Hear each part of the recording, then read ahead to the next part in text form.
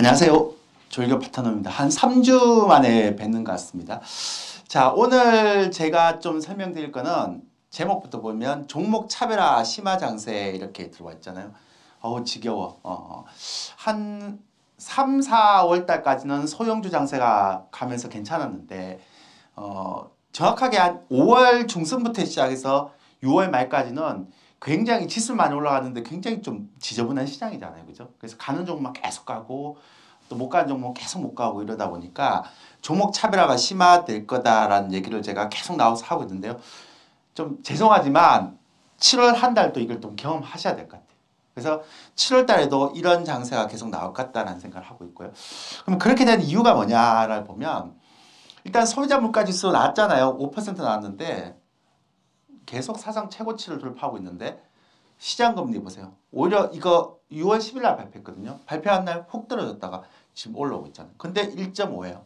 자, 이 얘기는 무슨 얘기인가 하면 여러분들이 연준에서 얘기하는 것도 그렇고요. 앞으로는 물가에 대한 부분들 신경을 좀 더 써도 된다라고 얘기를 하는 부분이겠죠. 그 얘기는 뭐냐면 연준은 확실히 물가에 대해서는 신경을 안 쓴다. 그러니까 전통적으로 생각하면 아니 중앙은행에서 물가 잡으려고 있는 건데 왜 물가를 신경 안 써? 라고 얘기할 수 있는데요. 이번 중앙은행은 물가를 잡으려고 신경 안 씁니다. 그래서 옐런도 일시적이라고 얘기를 하고 있고요. 이렇게 물가 지표가 계속 올라가더라도 시장금리가 이렇게 따라 올라가지 않는 것은 확실히 물가를 그러니까 물가가 계속적으로 많이 올라가면 안 되겠지만 어느 정도 높은 구간에서 이렇게 유지돼야지만 좋은 입장이겠죠. 나중에 얘기하지만 그래야지만 미국의 부채에 대한 부분들의 총량이 좀 부담이 없어지는 겁니다. 그래서 물가 신경 쓰지 마시고 앞으로 금리, 물가 이런 것들 나올 때 그게 시장의 어떤 변동성 요인은 아니다라고 생각하시면 돼요. 그 다음에 비농업 고용지표 6월달 나왔는데요. 5월달에도 97만 개 나왔는데 26만 개고요. 6월달도 65만 개 예측했는데 55만 개밖에 안 나왔습니다. 근데 실제 고용지표가 안 나온다는 것은 경기 회복이 안 됐다라고 볼 수도 있지만 요거는 이제 숨겨진 게 있죠. 그러니까 지금 실직자에게는요. 실업수당하고 코로나수당 주 300달러 합쳐갖고 그 1000불 정도를 주죠. 보통. 그러면 사람들이 주에 한 800불에서 1000불 주는데 여러분들 일하시겠어요? 안 한단 말이에요. 그러니까 당연히 서비스 업종에 있는 사람들은 일을 안 하죠. 근데 이게 언제 끝나는가 하면 9월 달에 종료가 되거든요. 그러면 아마 제가 볼 때는 8월부터는 고용지표 개선이 쭉쭉 올라올 거예요. 그때부터 여러분들이 좀 약간 어떤 이렇게 연준이 좀 긴축에 대한 어떤 시그널을 보낸다라고 생각하시면 되죠. 그러니까 아직까지는 고용지표 안 올라오잖아요. 이게 경기가 안 좋아서 안 올라오는 게 아니고 이런 정책 때문에 안 올라오는 겁니다. 그래서 8월 달 잭슨으로 해서 여러분들이 조금 신경 써야 되고 이제 7월달 FOMC 또 신경 쓸 거 없어요. 제가 6월달 FOMC 신경 쓸 거 없다고 그랬잖아요. 아무것도 나온 거 없잖아요. 7월달도 마찬가지예요. 신경 쓸 거 하나도 없어요. 자, 그래서 제가 생각할 때는 7월달도 꽝, 6월달도 안 나올 거 없다 그랬죠. 그럼 결국 잭슨홀인데 8월달에. 그러니까 잭슨홀 연설에서 아마 테이퍼링 예고가 나올 거예요. 근데 재밌는 거는 이 테이퍼링 예고가 나오는데 이 테이퍼링 예고가 났을 때 시장이 어떤 충격을 받을 것이냐라는 얘기를 굉장히 많이 하잖아요. 제가 그거에 대해서 설명드릴게요. 이제 테이퍼링에 대한 얘기를 되게 많이 하고 있는데 그 테이퍼링 하기 전에 6월 달에 이제 발표한 거 보니까 연준이 회사채 매각 발표 내용을 했어요. 근데 이게 140억 달러, 180억 달러 규모인데 얼마 되지도 않는 것 같고 이걸 매각하겠다라고 얘기를 막 하잖아요. 웃기지도 않죠. 왜냐면 시장 영향도 거의 없잖아요. 이건 테이퍼링이 아니죠. 규모도 아니고. 그리고 가만히 있어 보세요. 회사채라는 건 만기가 있는데 국채는 만기가 없고 회사채는 만기가 있는데 얼마 안 있으면 만기가 될 걸 굳이 매각 발표를 하고 그래요. 웃기죠. 그러니까 이 얘기는 뭐냐면 지금은 긴축을 하지 않은 상태에서 약간의 물가에 대한 부분들을 너무 급하게 올라가는 걸 막으려고 하다 보니까 뭐냐 아는 수를 자꾸 연준이 던지는 거예요. 너무 웃기잖아요. 아는 사람들이 보면 되게 웃겨요, 이거. 그죠? 만기도 다 돼 있고, 규모도 140억에서 180억 규모인데, 자꾸 이걸 가지고 시장에서 막으려고 한다는 거. 그 택도는 소리죠. 그 다음에 세인트루이스 연준 블러드 총재, 이것 때문에 시장이 한번 출렁거렸죠. 근데 사람들이 이걸 가지고, 왜냐면 장전 시간의 거래가 종료됐습니다. 지금까지 굉장히 비둘기파적인 발을 많이 했거든요. 물론 이제 투표권 없지만. 근데 이번에 매파적인 발이, 매파적인 게 뭐냐면 갑자기 금리 인상 시기를 빨리 가져가야 될 필요가 있다. 이렇게 얘기를 해서 시장이 한번 출렁거렸죠. 근데 언론에서는 다 이것만 나왔는데요. 이건 사실 중요한 거 아니고요. 제가 볼 때 짜고 치는 고스톱 같고 물가를 좀 천천히 올라가기 위해서 자꾸 이렇게 짜고 치는 고스톱 같고, 그리고 제가 볼 때는 이게 중요한 게 아니라 이게 아마 기사에서 별로 안 나왔는데 진짜 중요한 건 이거였어요. 세인트루이스 연준 블러드 총재가 했던 것 중에 아마도 테이퍼링을 하게 되면 지금 월 120억 불 정도를 계속 사주고 있잖아요. 그 내용이 국채가 800억이고 모기지가 400억 불인데 아마 국채 800억보다는 모기지 400억을 먼저 줄일 것이다. 내년에 테이퍼링을 하게 되면. 이렇게 해야 된다라고 얘기하는 이게 전 되게 중요하다고 생각해요. 자, 이 얘기는 뭐냐면 조금만 공부해 보시면 아는데 국채를 만약에 줄인다는 거는 주식시장에 크게 영향을 가요. 근데 이제 모기지를 바로 죽인다는 거는 주택시장에 영향이 가요. 물론 이제 둘 다 가처분 자산에 대한 부분이 떨어져서 약간 영향을 미치게, 소비력에 영향을 미치긴 하겠지만 그래도 국채를 파는 게 아니라 모기지를 팔아야 된다라고 얘기를 하는 걸 딱 보면 앞에서 나오는 내용을 딱 보면 이거죠. 연준의 스탠스는 물가가 아니다. 일단 첫 번째. 그러니까 물가는 어느 정도 상승을 용인한다. 왜? 일시적이니까. 두 번째는 연준의 목표는 주식시장이 폭락하는 걸 원하지 않는다. 그러니까 어느 정도 주식시장이 버블이 되지 않는 것만, 그러니까 거품으로 가는 것만 막으려고 한다. 이거죠. 그 세 번째는 경기 회복 때까지는 어떤 형태든 간에 연준은 지키려고 한다. 지금의 스탠스. 그렇게 되겠죠. 그래서 8월 잭슨홀이 돼야지만 제가 볼 때는 테이퍼링에 대한 예고입니다. 본격적으로 하는 것도 아니고요. 그리고 경기 회복이나 긴축에 대한 부분을 본다면 저는 아직도 경기 회복 쪽에 더 무게 중심을 싣고 가는 게 맞다. 그래서 변동성이 좀 나오더라도 올 연말까지는 경기 회복 관련주를 계속 봐야 된다. 그게 제가 보는 최근에 1년의 어떤 흐름이죠. 근데 그 중간에 그럼 어떤 것들을 조심해야 될까요?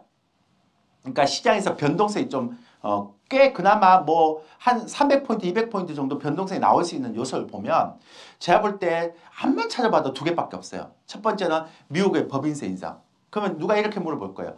아니 법인세 인상 대표님 뭐 지금 뭐 허지부지한 거 아닙니까? 왜? 지금 글로벌 G20 재무장관 회의에서 글로벌 최저 법인세 15%로 부과하고 그 다음에 바이든 행정부에서 법인세율 인상계 원래는 그 공약으로 28%를 이렇게 했잖아요. 근데 이번에 보니까 뭐 인프라 투자 계획도 뭐 8년에 1조 2천억 달러 확 줄였으니까 원래 2조 달러 넘게 했으니까 반으로 줄였으니까 그 이번에 또 의회에 넣은 거 보니까 바이든 행정부가 공화당하고 합의안을 보니까 법인세 인사가 아예 포함도 안 돼 있죠.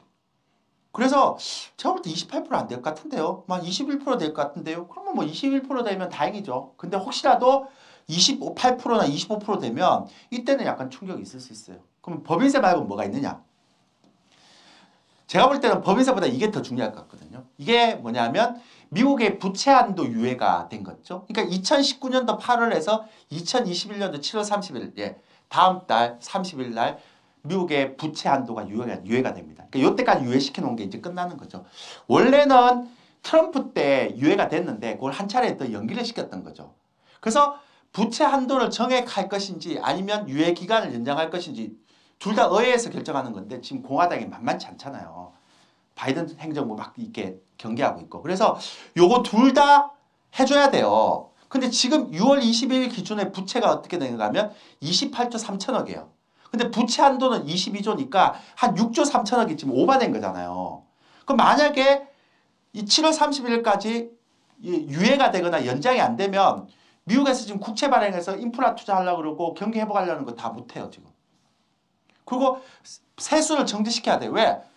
남는 6조 3천억 달러 메꿔내야 되니까. 그래서 법인세를 아까 28%까지 올릴 수도 있어요. 그 다음에 지출 축소해야 되죠. 경기 회복 안 되죠. 근데 대표님, 그리고 이제 8월달 미의회에서 만약에 휴회 되잖아요. 그러니까 8월달은 미국 의회에서 휴회가, 그러니까 미국 의회에서 노는데 8월 전까지 이거 안 되면 디폴트 가능성이 있어요. 그러면 누가 이런 얘기해요?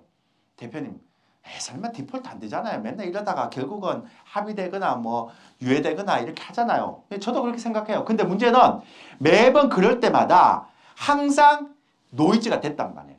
그러니까 그 전에 막 진통을 겪으면서 또 시장이 한번 출렁출렁거리다가 결국 유예가 됐거든요. 그래서 그런 어떤 변동성 요인이 여기 나온다라고 얘기하시면 되겠죠. 됐죠? 그 다음에 이제 외국인의 지수선물 노로본데 이거 사람들이 제발 이것 좀 가르쳐 주세요라고 얘기를 많이 하더라고요. 근데 이번에 제가 가르쳐 드릴게요. 이번에 순매수로 전환됐습니다. 그래서 선물이 안 빠지는 거예요. 그러니까 6월 동시만기일이 6월 10일인데 10일 날 24,000 계약이 딱 순매수가 되면서 외국인 선물 노로보가 연속 4번 순매수. 그러다 보니까 선물이 조정 없이 계속 가고 지수도 계속 전고점을 돌파하는 거죠. 그래서 파생하신 분들은 좀 기억하시겠지만 이번에 외인 지수 선물 노로보는요. 6월 달에 26,000 계약이 있고요. 그게 431.27입니다. 이거 나중에 내일 제가 한국경제TV 무방을 하는데요. 그때 자세히 얘기 드릴게요. 이거 파생하신 분들 내일 반드시 참여하셔야 돼요. 그 다음에 제가 얘기 드렸던 것처럼 지수 선물 주체별 누적을 보면 외국인들이 5,860계약 정도 매수를 하고 있거든요. 그럼 결국 얘기해서 24,000 계약에서 한 6,000 계약 정도 돼 있으면 외국인들이 지금까지 3만 계약 정도 순매수가 돼 있다. 이렇게 보시면 되죠. 그러니까 3만 계약 정도 순매수가 돼 있으니까 이 순매수의 가격대를 우리가 체크하면 대충 어느 가격대에서 외국인들이 선물에 대한 이익실이 나올 것인가 이게 알 수가 있죠. 아직까지는 뭐 그렇게 겁나진 않아요. 3만 계약 순매수니까. 롤오버 24,000 계약 포함하면. 자, 그리고 이제 그래서 제가 얘기 드리고 싶은 건 뭐냐면 요게 이제 제가 되게 중요한 건데 코덱스 200 선물 인버스 2X의 개인 수급인데요. 이건 뭔지 알죠? 코덱스 200 선물 인버스 2X ETF는 지수가 빠지면 이게 올라가잖아요. 그러니까 지수가 빠지면 올라가는 상품의 코덱스 200 선물 인버스 2X예요. 근데 보세요. 이게 개인 수급이거든요. 근데 개인들이 판 거는 파란색이고 산 거는 빨간색이에요. 분홍색이에요. 근데 보세요. 지금 개인들이 엄청나게 사고 있죠. 약간 팔고 또 사고 또 사고 있다가 지금 6월 달에 사상 최고치를 샀어요. 개인들이 이렇게 6월 달에 많이 사고 있는데 지수가 빠질 택이 있나요? 그렇잖아요. 왜 지수가 빠져야지만 얘는 올라가고 있는데 개인들이 6월 달에도 사상 최고치 샀다니까요. 그리고 지금 개인들이 산 거 한번 보세요. 저는 개인들이 이거 안 샀으면 좋겠어요. 왜냐하면 코덱스 200 선물 인버스 2X는요. 시간 가치가 있어서 그냥 횡으로만 가도 나중에 여러분들이 가지고 있는 거 시간 가치로 다 죽어요. 그러니까 여러분들이 나중에 이거 산 가격대까지 막 시장이 떨어지면 본전을 못 갔죠. 천만의 말씀이에요. 그 나중에 메커니즘 설명드릴게요. 이거 시간 가치가 있어서 여러분들이 지금 생각하는 것처럼 그렇게 안 가요. 만약에 여러분들이 예를 들어서 막 2,800에 내가 인버스 2X 샀는데 2,800까지 떨어져도 여러분들이 산 가격대까지 안 온다고요. 이게 시간 가치가 있어서 그래요. 내일 자세히 설명드릴게요. 그래서 제가 7월 시장에 대한 매매 전략을 보면 처음에도 말씀드렸죠. 한 달만 더 주가 차별화 심화 장세가 나올 것 같다. 그래서 상승하는 종목들은 한 20-30% 지속적으로 상승하는 종목들. 그 다음에 나머지 70%는 뭐 지금처럼 똑같이 못 가지 뭐. 그래서 종목을 잘 골라야 되는 거고. 그 다음에 1-2개월 동안 순환매 장세가 나오다 보니까 무조건 상승하는 종목만 계속 사도 안 돼요. 한 달, 2달 동안, 그러니까 예를 들어서 한 달, 2달 동안, 한 달이나 한 달 반 동안 확 올렸다가 또 빼버리고 또 다른 쪽에 한 달이나 한 달 반 동안 확 올랐다가 확 빼버리고 이런 장세가 나오니까 굉장히 힘들어요. 개인들한테는. 그죠? 그 다음에 7월 말은 아까 말씀드렸죠. 법인세나 미국의 부채 한도 되지는 않겠지만 이게 변동성 요인이라고요. 그래서 리스크 요인인데 만약에 이런 부분들로 인해서 시장이 떨어지면 무조건 또 주식 사야죠. 좋은 주식. 법인세 인상률, 그 다음에 미 부채 한도 협상. 요거로 인해서 약간 시장의 변동성이 좀 커질 수 있다라고 보시면 되죠. 됐습니까? 제가 매번 얘기하는데 여러분들 혹시라도 내일 방송을 못 봤다 이러면 유튜브에 조일교라고 치면요. 제 유튜브 채널이 있는데 조일교TV 여기다가 제가 내일 방송했던 것들 녹화 방송을 다 올릴게요. 그냥 이쪽으로 보시면 돼요. 그렇게 하시면 되고 내일 생방송 참여하고 싶은 분들은 8시 30분에서 3시 반까지 제가 할 테니까 한국경제TV 사이트에 딱 오시면요. 아마 제가 여기서 설명했던 것 더 자세히 설명을 해드릴 거니까 거기에 맞춰서 가시면 될 것 같아요. 됐죠? 그럼 나머지는 내일 아침 8시 30분 한국경제TV 사이트에서 보는 걸 하고 여기서 마무리하겠습니다. 예. 자, 고생하셨습니다. 전 여기까지 하겠습니다. 감사합니다.